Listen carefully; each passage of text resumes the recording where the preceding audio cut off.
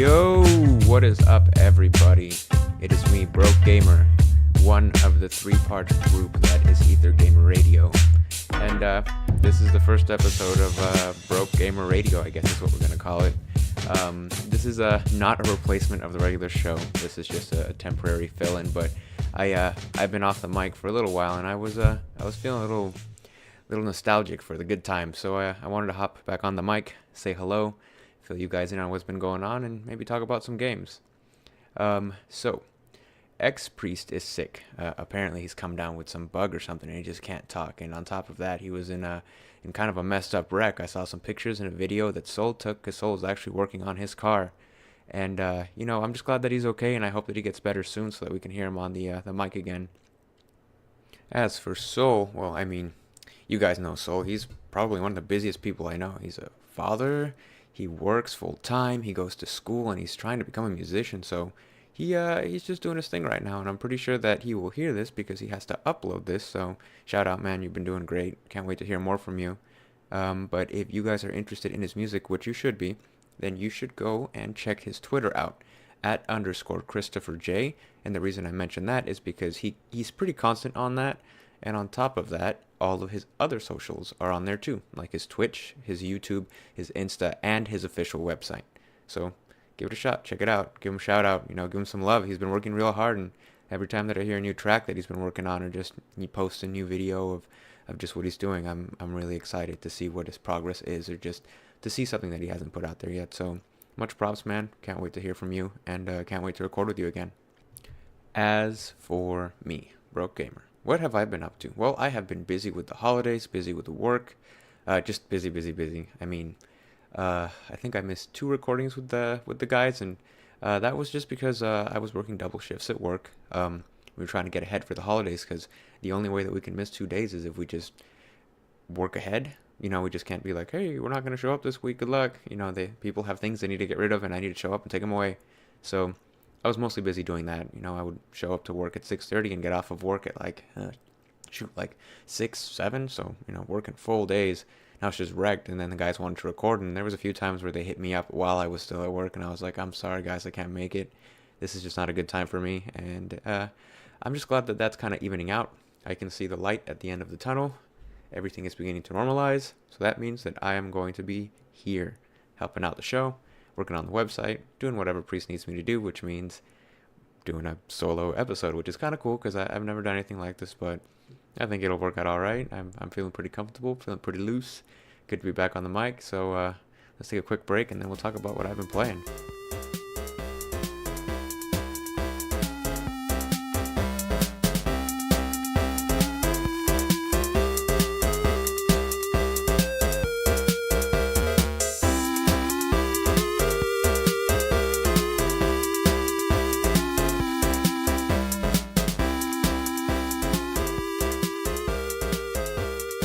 So, what have I been playing? Well, I mean, the one and only Smash Brothers Ultimate, obviously. I got it on release date. I didn't get a chance to talk about it because I haven't been on since then. Think about that, guys. It's been so long since I've actually been on the show that I haven't been able to talk about Smash, and it's been over a month since it's come out. So, this has been building up for a while, but I think it'll be more of an interesting conversation if I talk about this all the way through with Soul and with Priest. But I'm gonna say some of the stuff that I think I've noticed, as a longtime Smash player. I never quite made it to competitive, but I played with enough people who did to be able to have a pretty good eye and an understanding of the mechanics, and just how the game goes, and tiers of play and good moves, and what are bad moves and good players and bad players and whatnot. So I'm gonna open up with it's everything that I wanted it to be. It gave me all of the things that I needed. It gave me solid character fundamentals, good mechanics, depth of play that I still haven't even gotten close to understanding. Every time that I go on YouTube or I go on the subreddit for Smash Bros, I just I get blown away by how much more there is to this game, and it's fulfilling a lot of the things that I needed it to fill in for a fighting game. Because I mean, I was pretty hype about getting Soul Calibur, but I haven't even picked that up, just because I was kind of just backlogged with all my other games that I didn't feel it would be right to pick up a new game and then just kind of keep setting those other games aside. So I kind of did that for Smash because I think I enjoy Smash way more than I would enjoy Soul Calibur. But it's going to be a time, or there's going to be a time where I'm going to pick up Soul Calibur and I'm going to, get into that and talk about it. But right now it's all about Smash, for me at least. I'm playing some other games that I'll talk about in a bit, but it is such a beautifully made game.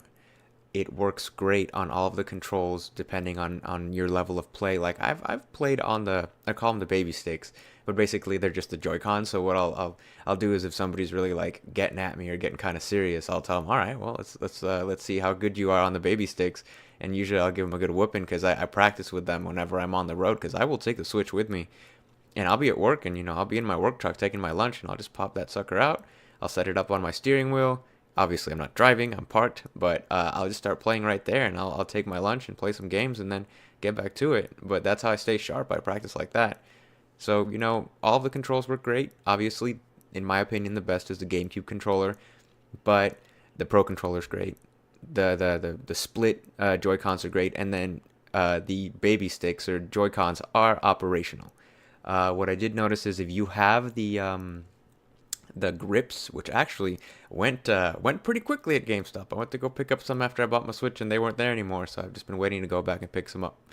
But yeah, they're like controller looking molds that you pop your controllers in, and it gives you better leverage on the controllers. Better grip. I still have an issue with the fact that the freaking on the Joy-Cons, one of them is centered and the other one is off center, and I know that that's supposed to be so that when you have it like in full handheld mode, it feels more like a Nintendo property controller, but it's garbage when you're holding it off center and you're used to the controls being a certain way. So I kind of like don't like that, not a fan of that. But away from the actual aspects of the controls, the game itself runs great. The no issues whatsoever. I haven't hit any weird glitches where like I'm playing and I fall through the map. Like everything is nice and sealed and tight. Like it is the way that it should be.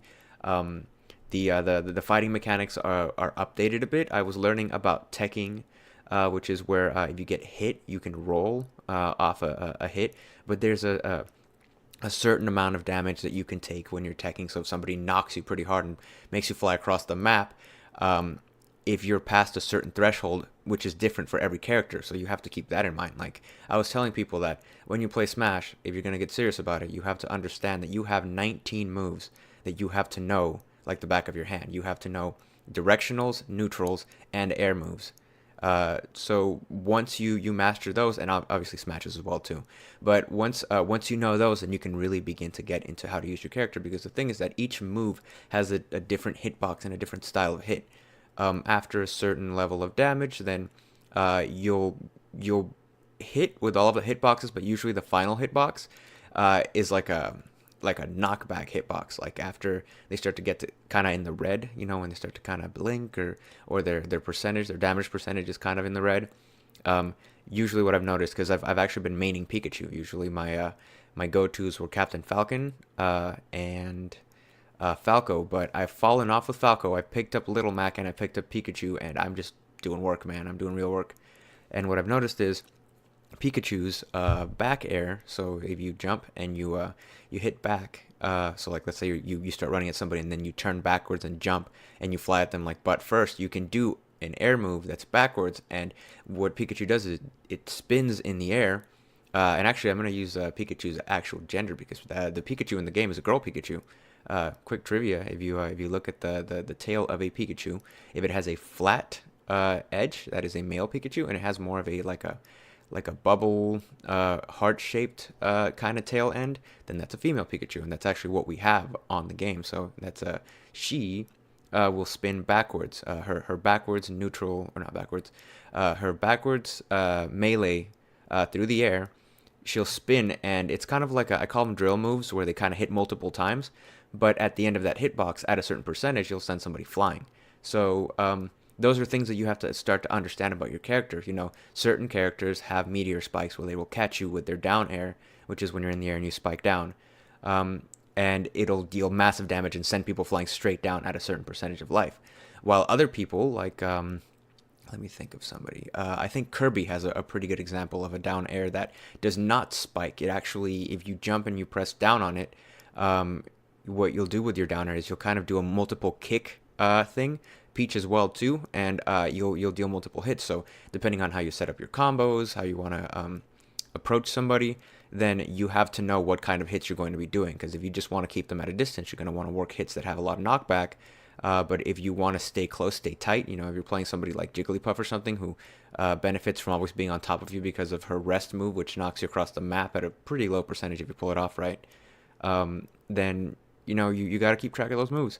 So it gets pretty in depth. If anybody wants to really go down a rabbit hole, start learning how to play Smash seriously, because like you begin to own your characters, you begin to understand their moves, you figure out what your recoveries are, you know, what things you can and can't do, what areas of the map you should stay on, and then you try to figure out like what items you're best with that specific character, because everything combos together. So the game is a very intuitive game that just lends itself to hours and hours of play. And you know, that being said, I'm pretty serious about the game, so a lot of the people that I play with aren't to my level. Like, I'm lucky to live in a house where two of my other roommates are almost as good as I am, if not better in some aspects.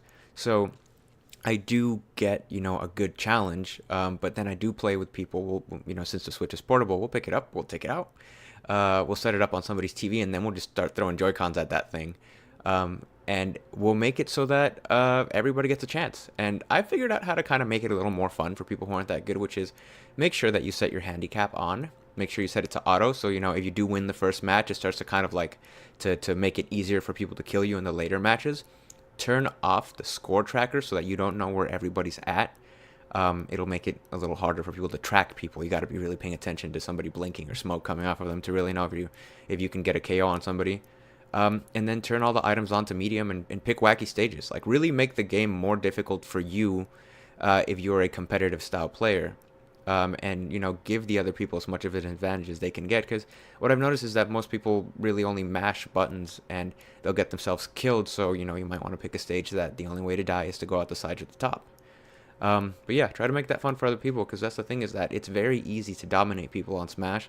And, you know, I try not to do that so much, because I don't want people to get discouraged from playing the game. I know that works with some people, like the competitive minded people will really get in there and, like, you know, try to beat you, and, you know, I'm like that. You know, if somebody starts to deliver the whoop, like, I'll be online, I get excited, I want rematches, I want to keep going because I'm learning from my losses. And, you know, it's just, I understand how to read how somebody's playing, and I develop like a psychological profile for the person that I'm playing versus, but not everybody goes that far. So, you know, play to your crowd. So yeah, that's my initial thoughts about Smash. You know, World of Light is great. I haven't beat it yet, but definitely hours on that. I think the only issue I have is that now I figured out how to cheese through the game pretty easily. I just use Pikachu with all of the lightning spirits, or I'll use Ness with all the psychic spirits, because Ness is super broken. Or not Ness. I mean Lucas. I mean, I haven't tried Ness, but Lucas is super broken. I take that back. They're Echo Fighters. They're very similar, so that's why I say Ness. But Lucas is the blonde-haired boy, and instead of doing his neutral B, his neutral special, instead of doing a green flash attack like Ness does, he does this freeze move that is just wrecking anybody that I come against. The way that it works is you send it over to somebody, it hits them and puts them in that block of ice that you usually get whenever you do any kind of ice attack. So like ice climbers, or if you hit them with like one of those little iceberg thingies that has a face that you can pick up and throw, that happens to them. And if you hit them well enough, or if their percentage is high enough, they'll roll off the map, and they won't have a chance to recover. They'll just roll off inside of an iceberg till they hit the edge and die. And I've just been doing that, and it's working. Can't say it's exciting gameplay. Some of the spirit matches are very tilted because of the fact that you need to have specific spirits to beat certain spirits, and if you haven't made it very far, or if you haven't been able to beat at least one, like, you know, one of the legendary spirits, the super powerful ones that give you the greatest stats, then you're always at a disadvantage. That game, World of Light, you're always at a disadvantage if you don't know how to play the game. So that's more for people who are more into like tactic based games, where you have to think about strategy, think about pluses and minuses in terms of bonuses. And then it has a very simple kind of rock paper scissors mechanic where it has like a sword, so that's like offensive or attack, and then it has a like a claw or like a grapple, and then it has a shield, and each of those represent a different type of like style of play or stat bonus, and so you usually put those on your characters to beef them up in that aspect. But it also ups your power or lowers your enemy's power depending on what you're using. So the sword beats the grabbing one. The grabbing one beats the shield, and the shield beats the sword. So depending on what spirit you have and what kind of enemy you're fighting, you can tilt the match. So it's a cool concept. It definitely keeps me busy. I've heard of people trying to get all the characters by running through and playing World of Light, and I'm like, whoa, guys, it's been a month and you're still working on World of Light. No. If you want to get characters, the way to do it is go on classic mode, and just keep running. Start with Mario on the far left, and then just work from left to right. And what's gonna happen is, at the end of every run through, you're gonna get a chance to fight somebody. And I don't really like how random the fights are at the end of a classic run through with a new challenger, because sometimes it'll be like the weakest CPU that you can fight. You hit them like 2 times and they fall off the map and die. And then there's like the level 9 world destroyer CPU that shows up randomly to tell you how it is. And that happened to me a bunch of times. Like, I ain't got no shame talking about just getting straight bodied by a CPU. And that's just kind of that's how the game sets it up. So what will happen is you'll get beat by those guys. It's all random as to who you're going to fight. But if you didn't know this, back out of the screen where the classic is, and then look in the bottom right corner, there's like a little door there. Click on that, and you're going to be able to bring up your characters that you've lost to, so you'll have more chances to fight them. But this time you'll get to fight them with your favorite characters as opposed to whoever you beat the classic mode with. So that's my tips for unlocking the fastest without exploiting a glitch or, I don't know, doing something that I don't know about. I mean, there are some people who are like doing it based off of time, and some people who are just running through World of Light. But classic mode, left to right, from beginning to end, you'll unlock all your characters. Took me about 2 days to do, and then my roommate was tagging in as well too, so shout out to my roommate Katie. She helped a lot with that. But I think that's it. I mean, I'm kind of running on dry on Smash thoughts. I have more stuff that I want to talk about, but I don't want to just turn this into a Smash review show. But I love it.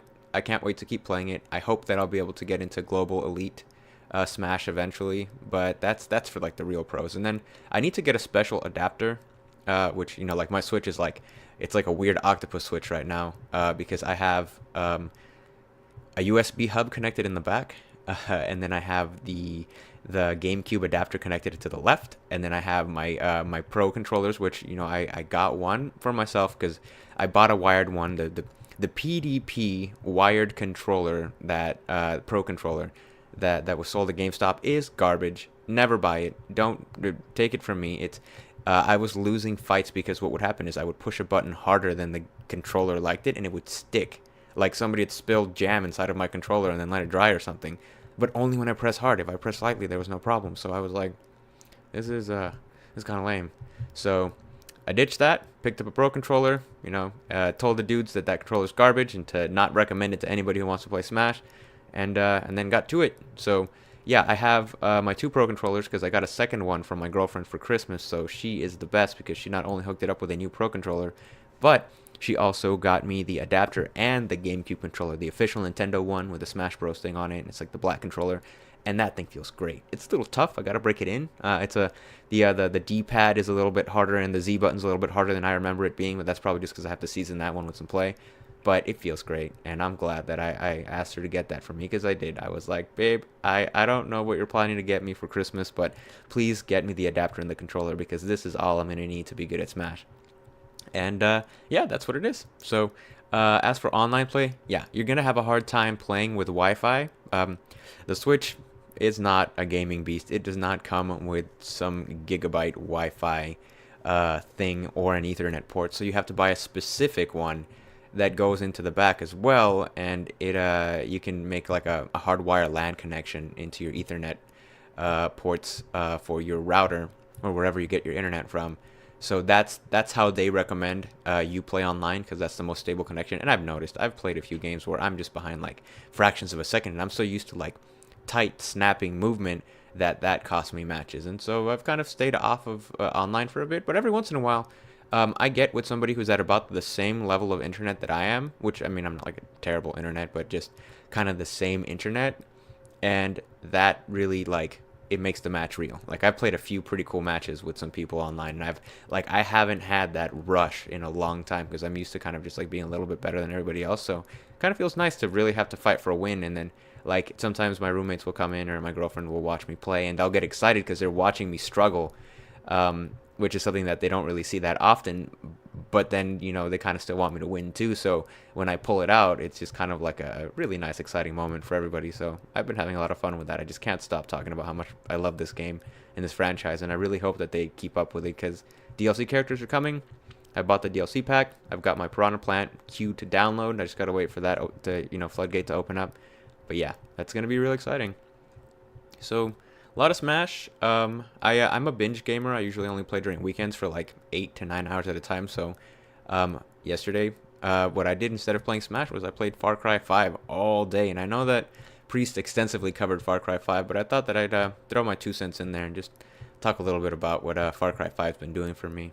So, palate cleanser, no more Smash, Far Cry 5. So if you remember correctly, it is the game where you are in Montana fighting a bunch of crazy hippies who just love God too much. And so they're giving drugs to everybody, and they're making them into weird drug zombies or brainwashed hippie like killers or just cultists in general. And so it's your job as a sheriff, I think, or is it deputy? I don't remember the particulars. I pay more attention to what it is that the quest is in front of me. But you're some kind of man of the law who has showed up to shoot down these hippies and figure out what's going on and take away this man who he's called the father. He's been washing the brains of all these people and turning them bad. And so the story, I feel like it's I don't know, man. It's kind of weird on me, just as a philosophical standpoint. I feel like them turning all of the what would essentially equate to a bunch of hippies and hipsters into the bad guys, and the good guys are the guys who have who like country and wear denim and have monster trucks and like to drink whiskey and love country and have American flags. And please stop me if this starts to make sense, but yeah, all of that stuff is kind of it rubs my outsider sensibilities a little bit the wrong way, just because I feel like for them to make the bad guys the people who just have a difference of views, as opposed to I don't know, just being outright bad, because they are outright bad. I guess I'm looking at this the wrong way, but they are the bad dudes. They have guns, they shoot people. They took it too far, but I feel like the skins that they put on them were very targeted towards what would be considered to be unmainstream culture in America, which are basically just anybody who's hairy and doesn't like to listen to most of the stuff that's available. So basically me. So I'm feeling personally attacked here. But that's more of a joke than an actual truth. I know it's just a game, so it's just kind of a weird subject that I keep going back to. And I mean, even one of the characters is I'm just getting into his area. His what's his name? Jacob, the military dude. I'm just getting into his area, and I'm beginning to see kind of how they're portraying that aspect of the game, because I just got done doing Fate's area, because I was like, I'm about to go into this crazy drug land and go for a swim and see what's going on over here. And the story in Fate's area is brutal. I kind of got bored over in John's area, and so I went to go check to see what was going on in Fate's area, because there were weird ghosts and things were morphing into other things, and I had to fight a bunch of judge creatures. So I was having fun with that. But yeah, now I'm done with Fate's area, so I'm moving into John's area, or not John, sorry, Jacob's area, and I'm beginning to kind of get that hoorah America feel, and so I'm just gonna see how I deal with that. But yeah, it's the topics are a little weird. The game's a lot of fun though. I do not like the weapon mechanics. The weapon mechanics are kind of because you have to go find somebody with a gun symbol over their head, and then you have to talk to them, and then you open the gun thing, and you buy your ammo in a separate place instead of just buying it where you would get your guns. If you just had a weapons hub, that'd be great, because you have to go to one place to buy ammunition and to one place to buy items, and you have to go to one place, and then you have to awkwardly scroll through because you can't favorite guns, so you're just boop boop boop boop boop boop boop boop. Okay, there I am. There's my one gun. Now I'm gonna click on that. Okay, now I'm going to open up the menu. Now I'm going to click all the things that I want. Now I'm going to back out. And then I have to do that again, but I have to go figure out, because apparently, this is the rifles section. But there's special rifles, and that's in the starred section. That's over there in the corner. And there's no bows section, so I have to go look at where the bows are. And it's a lot of jumping back and forth. I feel like it's not very streamlined. So I'm kind of glad that, like I didn't buy this, but I do appreciate that it was gifted to me. Um, and that's why I feel like a sense of obligation to play it because I will never throw away a gift that was given to me. I know how hard it is to pay for games. So, thank you, Ryan. I remember that you got this game for me, and I'm having a lot of fun with it. And I think what's more of important for me is that I'm having like a kind of a philosophical journey with this game about the themes that are explored and what they're talking to me about, and like what they believe would happen or could happen. This is a fictional thing if somebody of a very religious sect were to kind of take over a portion of the United States and what some of the struggles might be, of what is considered to be the traditional American narrative versus the counterculture narrative. So I appreciate the game for that, but I definitely do have my opinions about it. And, that being said, I'm still going to play it to completion and also do the DLC because it is a fun game. Once you get past all of the weird stuff, it looks beautiful. I'm finally figuring out how to use some of the things. Like I had a really hard time figuring out how to use the wingsuit, and what's been super clutch, pun intended, was the clutch Nixon missions because you get to actually like have some playtime where you have objectives that you have to use all the different vehicles and like extreme things with. So I died I don't know how many times doing that clutch Nixon mission where you have to fly down the valley. But yeah, I was just freaking going through the air, smack, hit that mountain, do it again, and then at some point I was like, oh, the controls are inverted. Oh, okay, well, guess I got to do that now. And so once I got the hang of that, a few more runs, and I nailed it. So now I know how to use the wingsuit. So I'm gonna get that perk that drops me out of the sky and just lets me fly around in my wingsuit. And I'm gonna see what cool stuff I can do with that because I don't know if you can shoot with your wingsuit, but it'd be cool. If not, I mean, I can wingsuit, parachute, shoot, wingsuit because you can have your grenade launcher as a secondary and just be firing grenades. Or sniping is kind of impossible, but I mean, if you want to try for that, you can do that. So yeah, having fun with Far Cry 5. Definitely a discount buy. I would not have recommended that you buy this game at full price, and if it's still being sold at full price, don't wait. Get it at discount. Wait till you can pay less than $30 for the whole game plus a DLC, if you can't right now. But yeah, man, that's been my mainstays for now. I've been playing a lot of Smash and a lot of Far Cry. So once I'm done with that, I'm probably gonna move over to Dishonored or something because I really do like the franchise and I've been holding on to Dishonored 2 for a bit. So we'll see where that goes because the world building and the story in that game has always been like really close to my heart because I like that super like emo steampunk edgy kind of aesthetic. Like they also had that in Thief. And I had a lot of fun with that game as well too, especially when it started to get kind of like supernatural on you. I was like, ooh, spooky. So yeah, that's been pretty cool for me. But that's what I've been up to. So we'll hear back from the guys what they've been playing. But I'm pretty sure that they're on a different meta than I am for games. So I'm sure that they'll have some interesting games that they've been playing, which I'll look forward to actually checking out and seeing because I know that it's been a while since I've gotten some new games thrown my way because the wave is coming. I call it the wave. It's the end of January. We're gonna have a bunch of games: Kingdom Hearts, Resident Evil, Destiny. Not Destiny. Shoot, I keep calling it Destiny, but I mean oh, what is that game? Xpriest loves it. It's made by the Dark Lord. Oh, Anthem. Yes. Okay. Yeah, that one. The so that's the game that he's looking forward to, and I don't really know if I'm still 1000% on it. I mean, I keep on flip flopping back and forth, but I think that it'll be a good game, especially just because he's actually played the beta, so he knows what's up. But I'm not grabbed. I am not grasped. So we'll see how that turns out. But yeah, that's what I've been up to or playing, I guess. Yeah.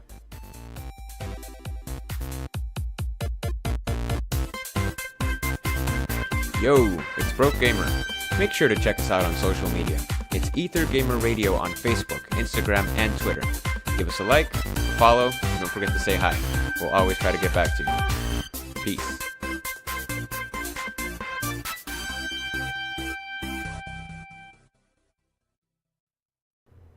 And that there is our show, or my show, but our show in its totality. Thank you for joining me. I hope that you gleaned some information off of the games that I've been playing and the experiences that I've been having. And I hope that you have your own and you have a great time because that's what we're all here for. We're all here to have a good time.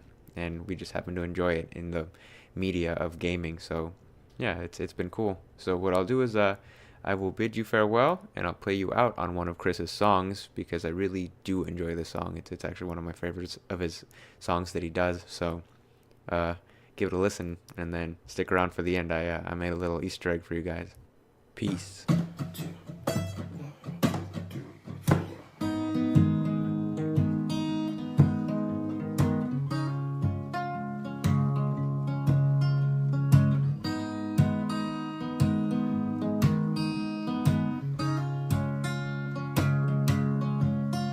He came to the light of the sun in 55, at a time when a man would look you in the eyes.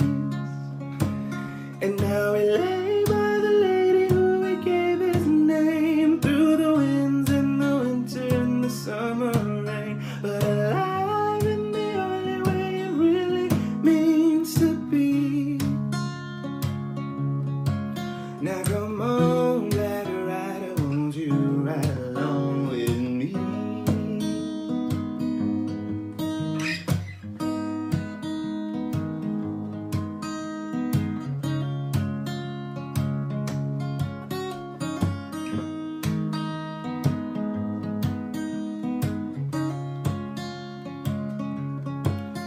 He came to the people in the year I came to be, and sang hallelujah till he sank into the sea. And now he lay in the corner where nobody knows, where the graze is, so follow anywhere he goes, and alive in the only way it really means to be.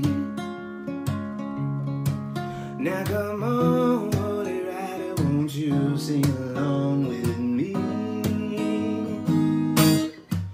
Now there's a hurry that don't wait up for the fool who's taking time, and there's a fury that don't let up for the ruler in the sky. And there's something I don't quite understand. Oh, there's something about a song of a dead man.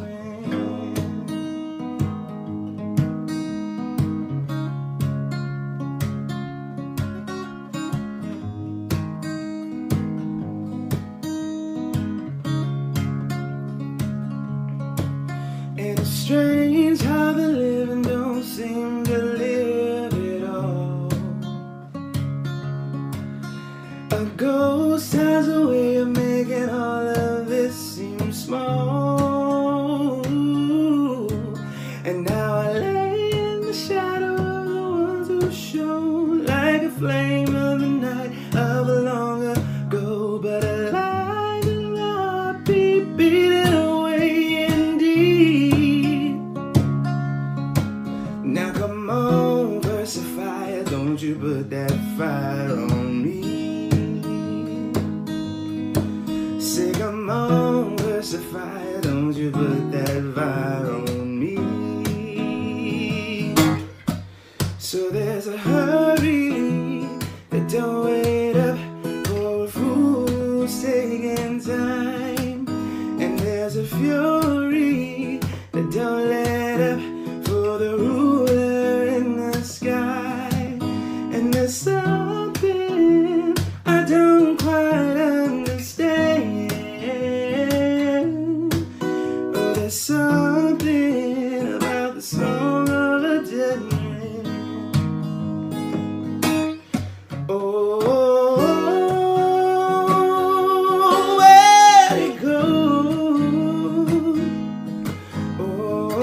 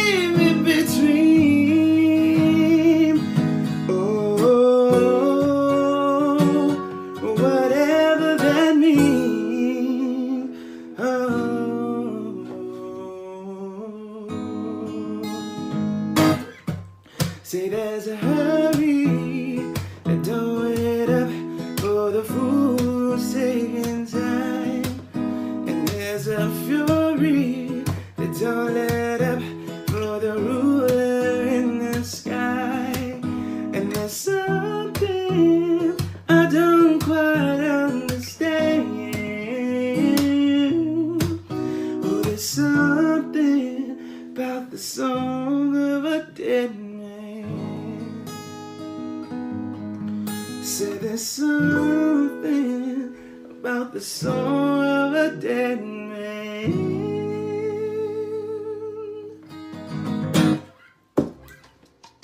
Oh, hello my friends. I was taking a moment to enjoy a nice cafe out on the terraza. We'll be right back.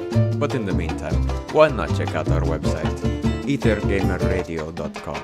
It's organic, handcrafted gaming news brought to you daily by our finest curators. You can listen to our episodes, see our faces, and even send us an electronic mail. Oh, this cafe is still too hot.